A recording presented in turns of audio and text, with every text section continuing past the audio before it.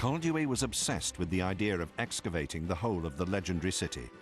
For 18 years, even during the First World War, he excavated the site almost without interruption. Today, his followers still work with shovels and spades.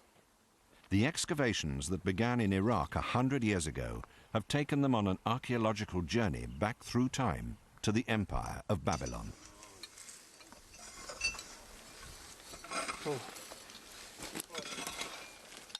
In Sippar, a good 50 kilometers from Koldewey's excavations, the team have discovered a new archaeological sensation, a library from the period of Nebuchadnezzar. However, the archaeologists aren't looking for works of art or precious metals, but a far more valuable treasure, inscribed tablets. Cuneiform writing thousands of years old, recording the ideas and beliefs of Babylonians in Nebuchadnezzar's day.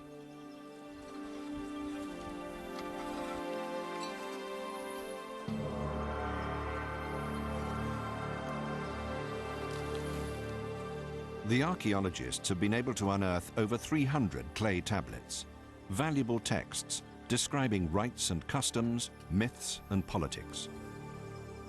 The library of Sippar is literally a treasure trove of knowledge. But first, the knowledge has to be decoded. Deciphering text like this is a race against time, as experts on cuneiform script, like Professor Sommerfeld at the Museum of Baghdad, watch the ancient clay tablets decay before their eyes.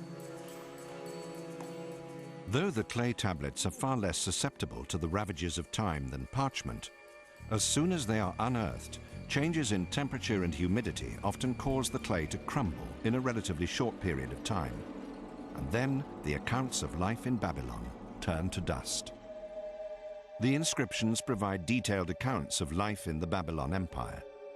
Within the finds is a record of an event that plunged the people into fear and terror over 2,500 years ago, an eclipse of the moon.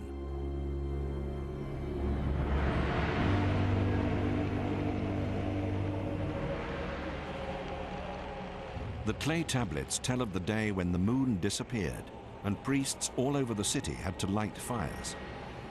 People quickly gathered in the streets and used their clothes to shield themselves from the sight, as prayers and hymns filled the entire city.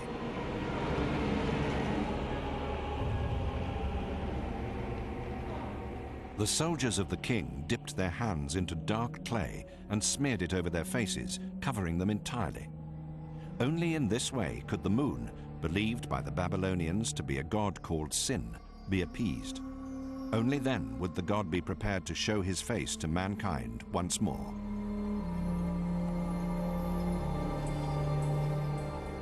At this small museum in Iraq, Professor Walter Sommerfeld and his colleagues study the collection of clay tablets, which are full of sensational discoveries. The weathered inscriptions are true treasures of archaeological exploration as they shed light on the lost civilization of ancient Babylon.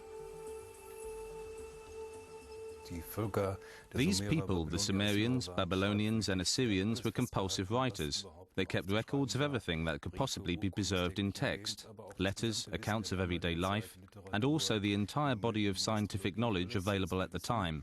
Literature, mythology, astrology, everything we know about them has come down to us by means of clay tablets, and so far we've found about 1 million of them. We estimate that in the region around Iraq, there could be 100 million more buried in the ground, and only a small proportion of the texts we've found so far, about 25%, have been deciphered. With so many clay tablets holding so much information, it's hardly surprising that archaeologists are eager to preserve the legacy of Nebuchadnezzar with the aid of the latest technology.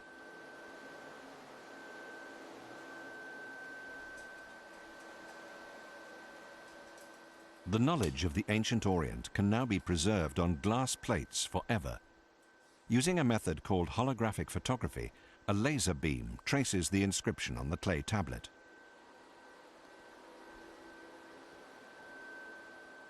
A system of mirrors allows the image to be reproduced on a photographic plate and fixed by using a special developing process.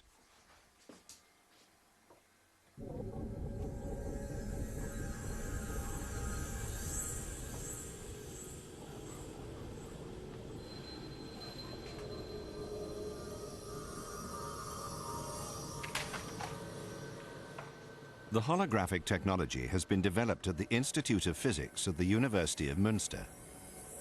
The clay tablets appear on the photographic plate in 3 dimensions, so that experts can study the spatial characteristics of the cuneiform script, a vital factor when deciphering the text.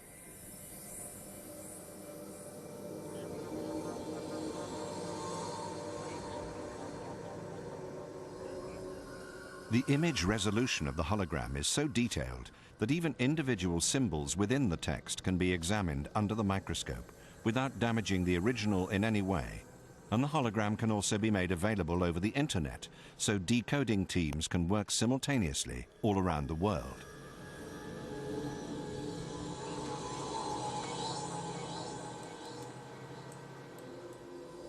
The tablets with cuneiform script tell age-old stories. And now the wisdom of ancient Babylon can be presented on computer screens today.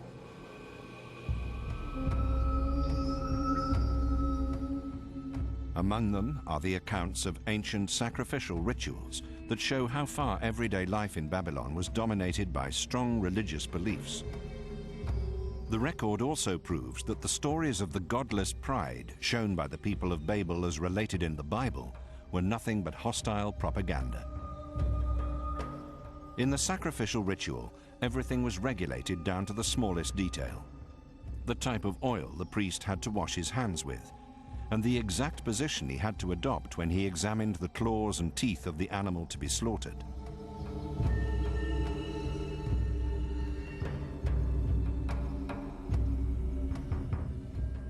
The high priest had to place a chain made of red wool and colored stones around his neck when the moon rose.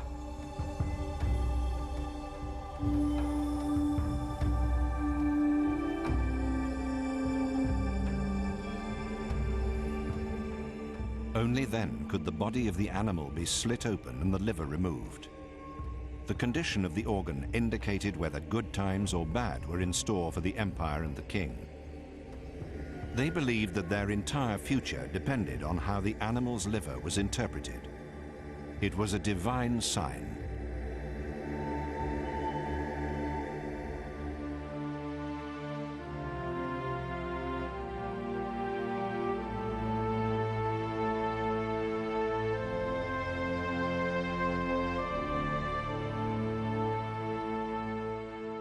Up to 100 years ago, Koldewey wrote that the ancient culture of Babylon was buried under a shroud of drifting sand. And even today, experts estimate that thousands of texts are still hidden beneath the ground in Babylon.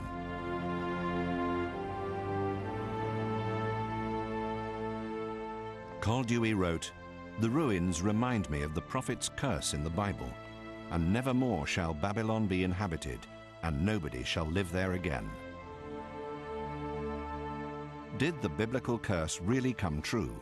And could Koldewey have guessed that 100 years later, new methods would be developed to shed light on the mystery of Babylon, including rockets?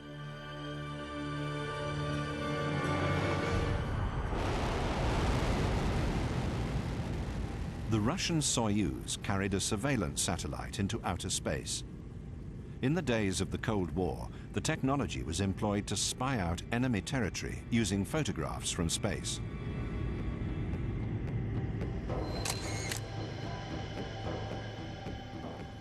As the shuttle raced back to Earth, there were 150 satellite pictures on board.